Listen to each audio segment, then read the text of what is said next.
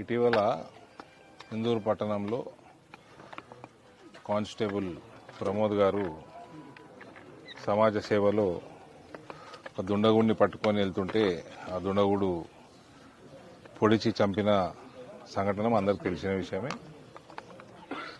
ఇవాళ ఎమ్మెల్యే గారు నేను కుటుంబానికి పరామర్శించడం జరిగింది. తోచినంత వరకు ఇద్దరం కూడా కలిసి 2 లక్షల రూపాయలు సహాయం చేయడం జరిగింది. అదే కాకుండా ప్రమోద్కి 3 అబ్బాయిలు పిల్లలు. పెద్ద పిల్లగాడు 8th స్టాండర్డ్లో చదువుతా ఉన్నాడు కాకతీయ స్కూల్లో.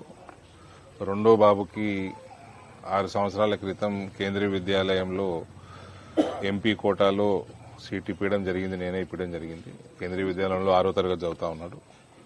మూడో బాబు చిన్న పిల్లగాడు. ఇంకా ఇవాళ పెద్ద బాబుది కూడా ఒక ప్రైవేట్ యాజమాన్యాల స్కూల్ యాజమాన్యంతో మాట్లాడి ఆ సంస్థలో ఎప్పటివరకు చదువుకున్న ఇంటర్మీడియట్ కానీ గ్రాడ్యుయేషన్ కానీ ట్యూషన్ ఫీజు తీసుకోకూడదు అని రిక్వెస్ట్ చేయడం జరిగింది. యాజమాన్యం దానికి ఒప్పుకోవడం జరిగింది. సమాజ సేవలో ప్రమోద్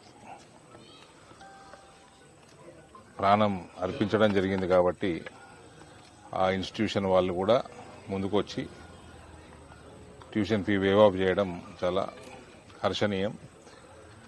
ఇటువంటి సంఘటనలు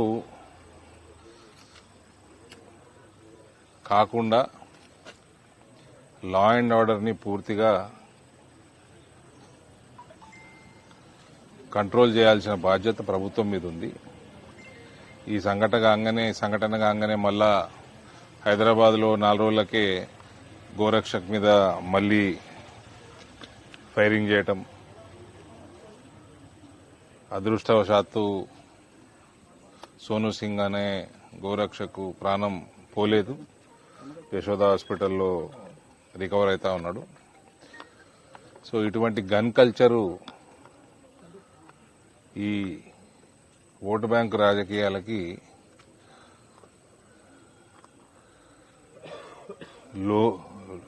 లొంగి ప్రభుత్వం నడిపిస్తే, ఇంతకుముందున్న ప్రభుత్వం కానీ ఈ ప్రభుత్వం కానీ, ఈ రకమైన గన్ కల్చర్ డెవలప్ అవుతుంది. మన రాష్ట్రంలో మన ప్రాంతంలో దొంగ పాస్పోర్ట్ల వ్యవహారం కానీ ఇటువంటి గన్ కల్చర్ కానీ ఎప్పుడు కూడా లేకుండే. గత 5-10 సంవత్సరాలలో ఇవన్నీ కూడా చూడటం నిజంగా దురదృష్టకరం. ఓటు బ్యాంకు కోసం లా అండ్ ఆర్డర్ని కాంప్రమైజ్ చేయకూడదన్నదే నేను ప్రభుత్వానికి అడ్వైజ్ చేయడం జరుగుతోంది.